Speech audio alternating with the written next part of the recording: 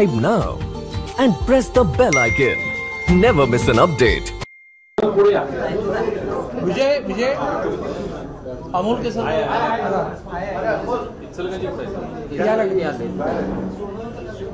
मलकापूर तो राहिला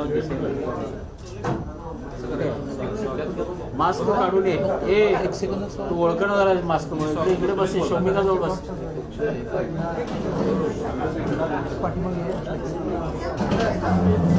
हे शोमिका इकडे सर एक एक जागा येऊन तिथे बस पुन्हा सुरू करा. तू मास्क काढला तू ओळखणं झालंय.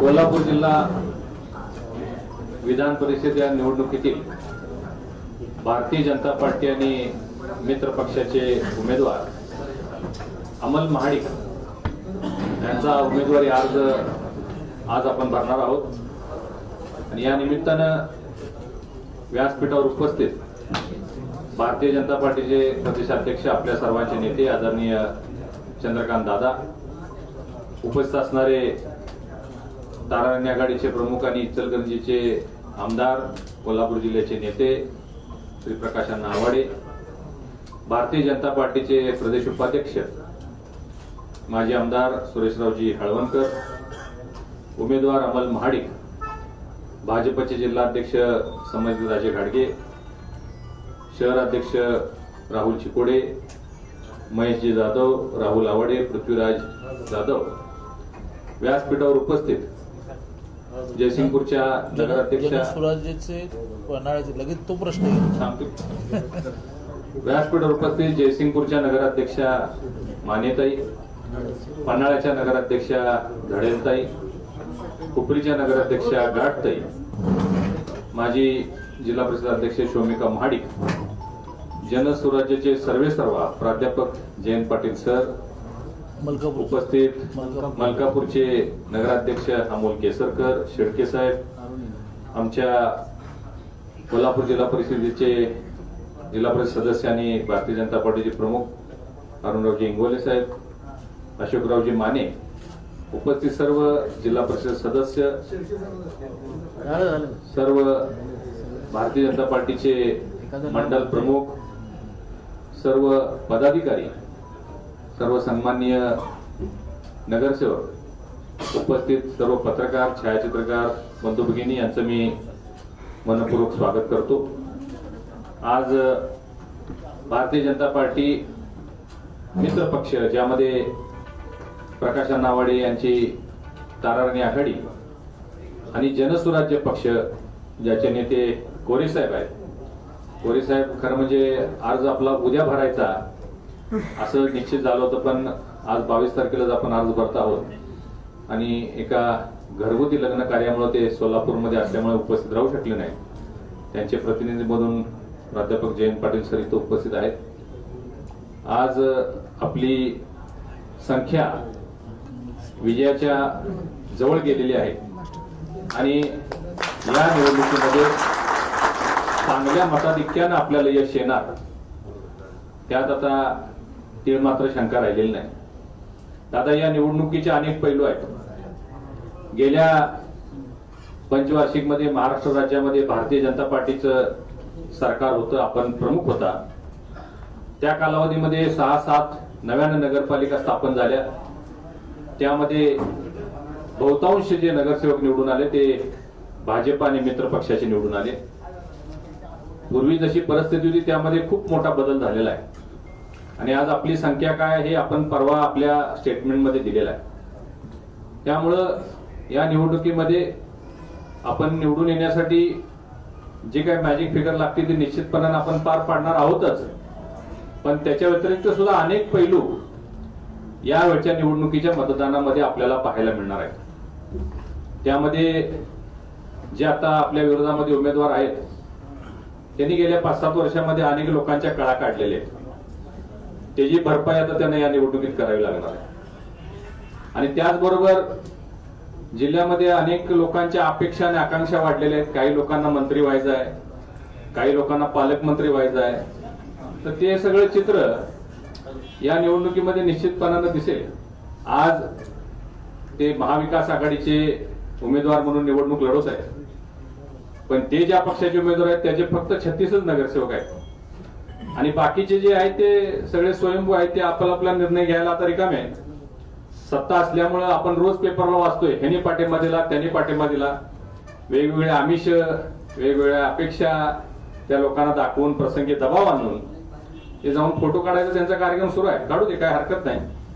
पण निवडणुकीत मात्र मतदानानंतर हे चित्र संपूर्णपणानं बदललेलं आपल्याला दिसेल आणि अमल माळी हे भाजप आणि मित्र पक्षाचे उमेदवार आमदार म्हणून निवडून येतील ही काय येत आहे. मी यानंतर विनंती करतो आदरणीय चंद्रकांत दादा यांनी आपलं मनोगत व्यक्त करावं. धन्यवाद. हे पुरेसे आहे ना? हे असू दे का? नाही, हे नको. भारतीय जनता पार्टीचे नेते आणि माजी खासदार धनंजय महाडिक यांनी अतिशय सविस्तर आपल्यासमोर मांडणी केली आहे की यावेळेला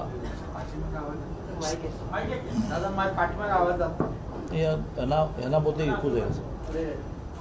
भारतीय जनता पार्टीचे नेते आणि माजी खासदार धनंजय महाडिक यांनी अतिशय सविस्तर भूमिका भारतीय जनता पार्टीची या निवडणुकीतली मांडली आहे.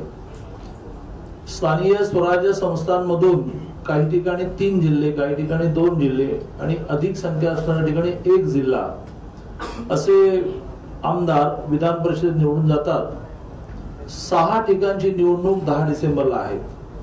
उमेदवारी अर्ज भरण्याची शेवटची तारीख उद्या आहे. भारतीय जनता पार्टीने आधी महाराष्ट्र प्रदेशाची कोर कमिटी आणि मग देशाची पार्लमेंटरी बोर्ड या दोन्ही ठिकाणी जी 6 नावं नक्की केली किंवा 5 नावं नक्की केली, कारण मुंबईमध्ये आपण एकच लढवणार आहोत 2 पैकी. त्यात कोल्हापूर जागेसाठी श्री अमल महाडिक माजी आमदार भारतीय जनता पार्टीचे नेते यांचं नाव नक्की केलेलं आहे.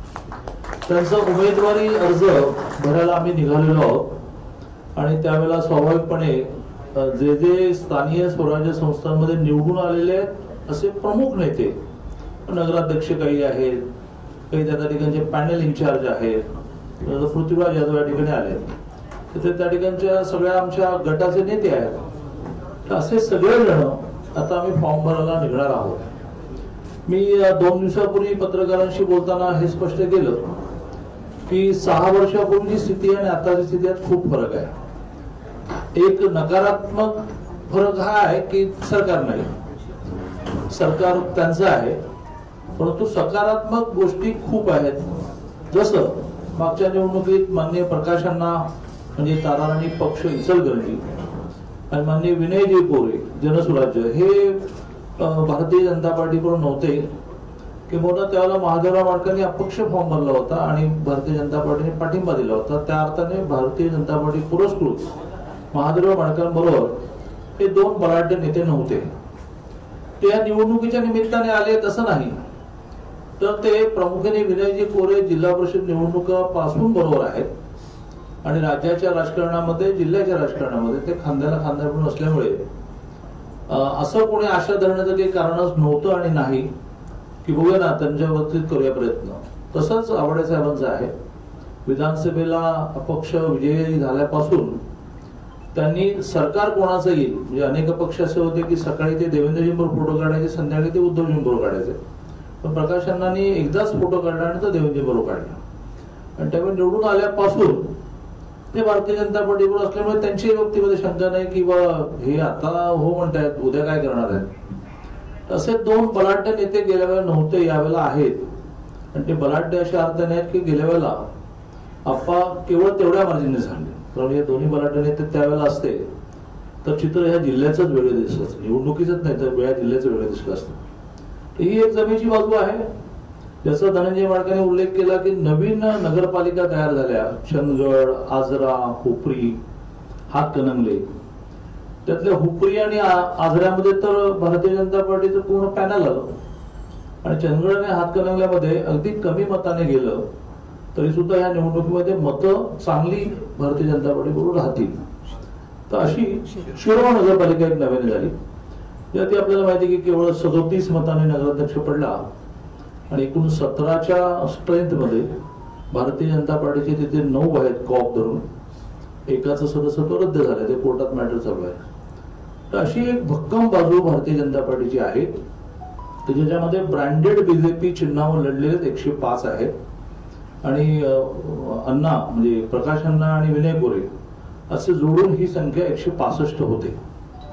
त्यामुळे विजय जो आहे तो केवळ 43 मतावर आहे आणि ह्या निवडणुकीत 43 मतं ही तशी सोपी असतात आणि जरी महाराष्ट्रात सरकार नसलं आणि विरोधकांचं सरकार असलं तरी सुद्धा लोकांना याची जाणीव आहे की बाबा 2 वर्षांमध्ये सरकार असूनही ते आपल्या पदरात पडलं नाही. त्याप्रमाणे 5 वर्षांमध्ये जे मागेल ते मिळेल, जे मागेल ते मिळेल अशी स्थिती होती आणि त्याचमुळे ही जी 43 मतं कमी पडणारी आहेत ती मिळायला काही अडचण येईल असं मला वाटत नाही. मी आपल्या माध्यमातून आमच्या सर्व मतदारांनाही आवाहन करतो आणि जे अजून आम्हाला जॉईन व्हायचे त्यांनाही आवाहन करतो की ज्या राजकारत्याला राज्यकर्त्याला भविष्य कळतं, भविष्य म्हणजे हात बघून भविष्य नाही, फ्युचर कळतं, त्याला हे लक्षात येईल की शेवटी ह्या देशामध्ये आगामी काळ जो आहे तो मोदीजींचाच आहे. विश्वासघाताने सरकार गेलं हा भाग वेगळा, विश्वासघाताने गेलेलं सरकार मेहनतीने आणता पण येतं, मग ते आजपर्यंत काय नाही आलं याची आपल्याला कारण माहिती की कोविडमध्ये इतके आम्ही असंवेदनशील नाही की कोविडचा भडका उडालेला असताना आम्ही सरकार बनवत असू.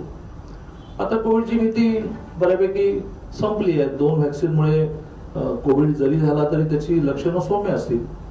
सगळंच जनजीवन सुरू झालंय, त्यामुळे राजकारणालाही वेग येईल. असं राजकारणालाही वेग येईल असं ज्यांना फ्युचर कळतं ते मगाशी म्हटल्याप्रमाणे जसं 19ला काही अपक्ष सकाळी देवेंद्रजींवर फोटो काढायचे, संध्याकाळी उद्धवजींवर काढायचे, असे इथेही काही जण सकाळी मुन्ना माडकांबरोबर फोटो काढतायत आणि संध्याकाळी समोर फोटो काढतायत. तर त्यांचं कुठे फोटो काढून राहायचं याची द्विधा ही आज उद्या संपेल आणि अमर माडकांचा म्हणजे भारतीय जनता पार्टीचा विजय निश्चित होईल असं मला वाटतं.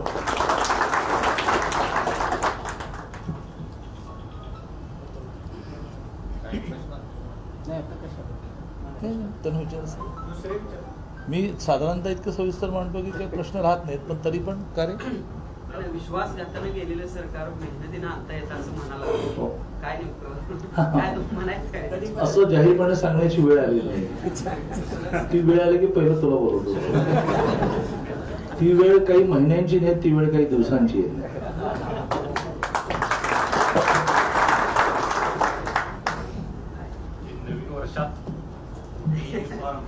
टाळ्या वाढल्या म्हणजे स्पिरिट वाढलं ना. नवीन वर्ष इंग्लिश नवीन वर्ष 1 जानेवारी आहे, भारतीय नवीन वर्ष पाडव्याला आहे. वाढव्याला लवकरचा नवीन वर्ष. चांगल्या कामाला नेहमी लवकरचा मुहूर्त शोधायचं असतं. त्यांच्या दृष्टिकोनानं हेच ब्रेकिंग, दुसरं काय नाही, हे आमचं काय नाही जायचं. यांची लाईन ठरली की जे विश्वासघाताने जातं ते मेहनतीने आणता येतं. यांची लाईन ठरली की 2 न्यू इयर पैकी 1 नवीन इयर लवकर. प्रेस कॉन्फरन्स संपली त्यामुळे आपण तिथे फॉर्म भरण्याची ठिकाण भेटू. आमच्या विचार पुण्यात 2 नगरसेवक आता इलेक्शनच्या तोंडावर आपल्याला सोडून येत आहेत. नगरसेवक पदाचाही राजीनामा दिला. गेले आहेत, पहाटेच निघालो पुण्याहून. त्या 2 तासात काय झाले काय? अर्चना मुसे आणि त्यांचे पती अर्चना मुसे आणि त्यांचे पती मधुकर मुसे राजीनामा दिला. कोणी काही राजीनामा दिलेला नाही. मी अगदी रात्री उशिरापर्यंत पुण्यात काम बैठका करून पहाटे निघालो. सिद्धार्थ शिरोळे यांच्या कामाबद्दल त्यांनी तक्रार केली. कोणाबद्दल? सिद्धार्थ शिरोळे. कोणी राजीनामा दिला नाही. तक्रारीचं जिवंत माणसाचं लक्षण हे सतत आपल्या मनातलं असमाधान व्यक्त करणं असतं. तो असमाधान व्यक्त करत नाही याचा अर्थ त्याच्यात किती गडबड आहे. ते असमाधान व्यक्त केल्यानंतर ते समाधानात कन्व्हर्ट करत नाही. ती पार्टी डेड पार्टी. आमची पार्टी लाईव्ह पार्टी आहे. अशा असमाधानाला समाधानात कन्व्हर्ट करतो. एसटी कर्मचाऱ्यांचा संप अजून मिटलेला नाही. आज अनिल परब आणि शरद पवारांची एक गुप्त बैठक या संदर्भात सुरू असल्याची माहिती. अरे जे करणं सोपं आहे त्याला गुप्त बैठक कशाला लागते? आज तरी तोडगा निघेल असं वाटतं का? नाही आता ते काय त्यांच्या वृत्त बैठकीतलं मला कसं का, विशेषतः पवारांच्या दोघांच्या वृत्त बैठकीत नाही, ते एकटे बसले असल्यानंतरही कळत नाही मला. रवींद्र भोयर यांनी काँग्रेसमध्ये प्रवेश केलेला आहे त्यासंदर्भात रवींद्र भोयर, नागपूर, भाजपचे. असं तर काय एवढी मोठी पार्टी, 1,06,00,000 मतदान असलेले मला माहित नाही. तर काय तो कोण आहे? नाशिक नागपूरचे नगरसेवक रवींद्र भोयर असं नाराजमध्ये ते काँग्रेसमध्ये प्रवेश केला आता त्यांनी. असं आता आमच्याकडे प्रवेश केलेली पण यादी सांगू का? नाना पटोलेंनी आरोप केला की उत्तर प्रदेशची निवडणूक आहे म्हणून राज्यात जातीय दंगली भाजपकडून पसरवल्या जात आहेत. असं आहे की राज्यामध्ये अविश्वासाने कामांना आणलेलं सरकार असताना आमचा हात त्यांना आधी कसा नाही कळला याचा अर्थ झोपा काढताय. आमचा हात आहे की नाही, सरकार आहे की नाही, आधी कळलं पाहिजे आणि तो हात लगेच पकडता आला पाहिजे. दादा, केंद्र सरकारने एकीकडे एअरलाईन्स विकायला लागले, काय काय सरकारी मी कंपनी करतो विकायला मी लागले करतो हां. आणि दुसरीकडे एसटीचं सरकारीकरण सॉरी नाही, हात संपला का? हात संपला हा अर्धच राहिला. नाही, मी सांगितलं की सरकार त्यांचं असताना आमचा हात आहे हे त्यांना कळलं नाही याचा अर्थ ते झोपा काढतात. सरकारवर त्यांचा कंट्रोल नाही, प्रशासनावर कंट्रोल नाही, त्यामुळे काही हात बीत नाही. आणि समजा उत्स्फूर्त प्रतिक्रिया जी आली दुसऱ्या दिवशी त्यामध्ये बीजेपीचा हात असेल तर मग पहिल्या दिवशी जे घडलं त्यात कोणाचा हात आहे? त्यात काँग्रेसचा हात आहे का?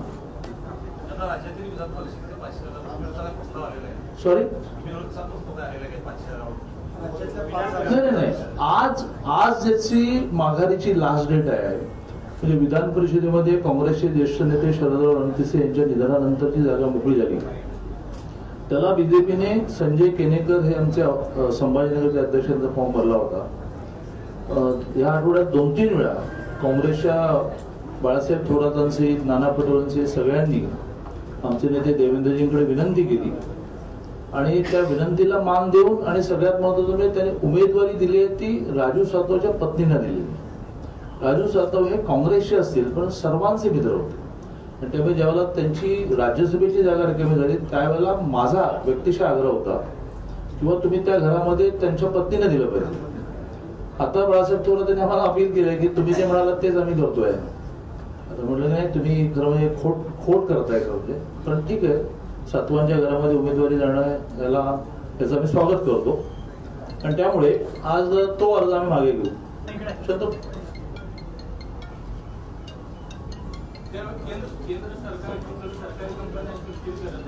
नाही, त्यातल्या अर्ध उत्तर येईल. त्यातल्या ह्या 6 जागा ज्या आहेत त्या 6 जागांच्या बाबतीमध्ये कुठलाही असा बिनविरोधचा प्रस्ताव नाही.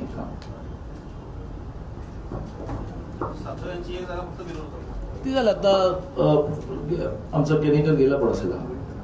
दादा, केंद्र सरकारकडे सरकारी कंपन्या विकतोय आणि इकडे महाराष्ट्रात भाजप एसटीचं सरकारीकरण करा म्हणते, हा विरोधाभास नाही का? असं आहे की 2 विषय पूर्णपणे वेगळे आहेत.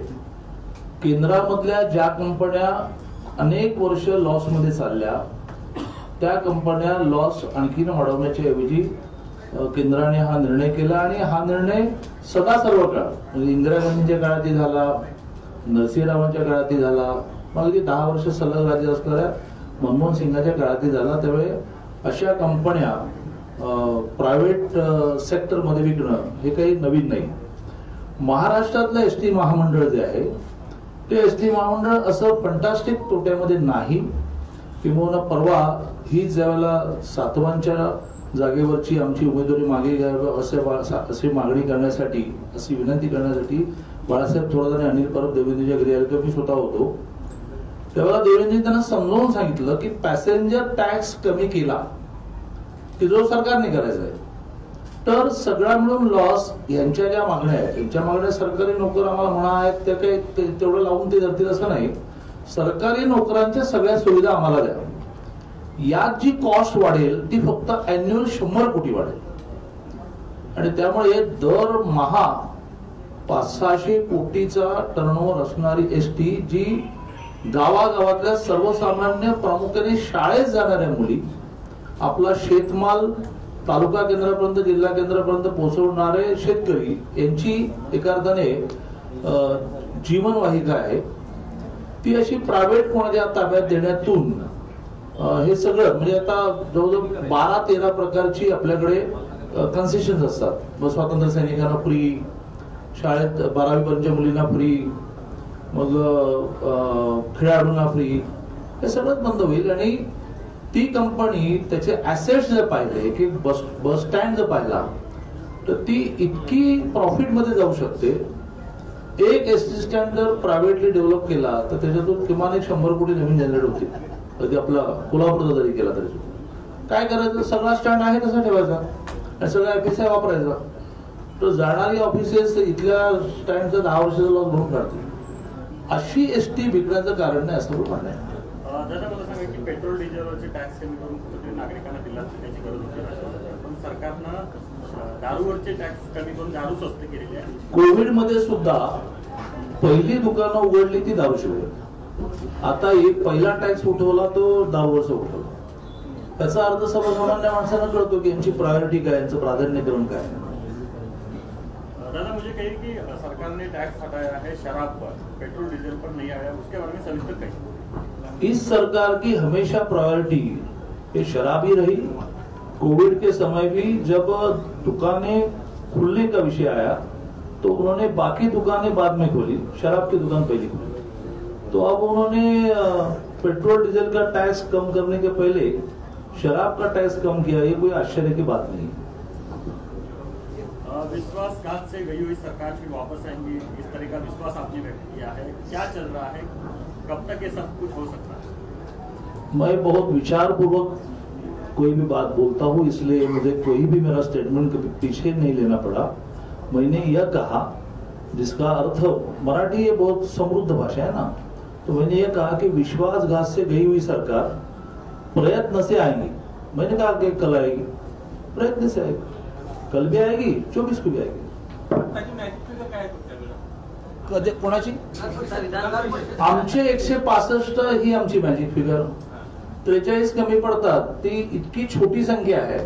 हे असे रांगेने बसलेत ना सगळे नेते, ते त्यांनी ऑलरेडी खूप अदृश्य काम केलंय. जरा उद्या परवापासून प्रत्यक्ष काम सुरू करू. मला वाटतं झालं. ओके चला.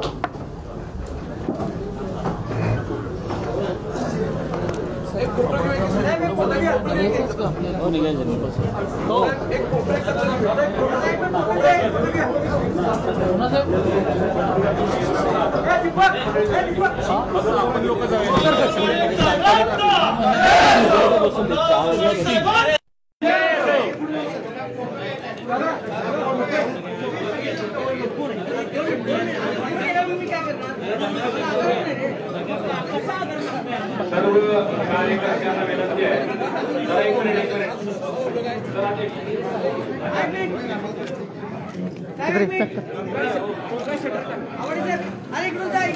सर्वांना कार्यकर्त्यांना विनंती आहे, जरा एक मिनिट.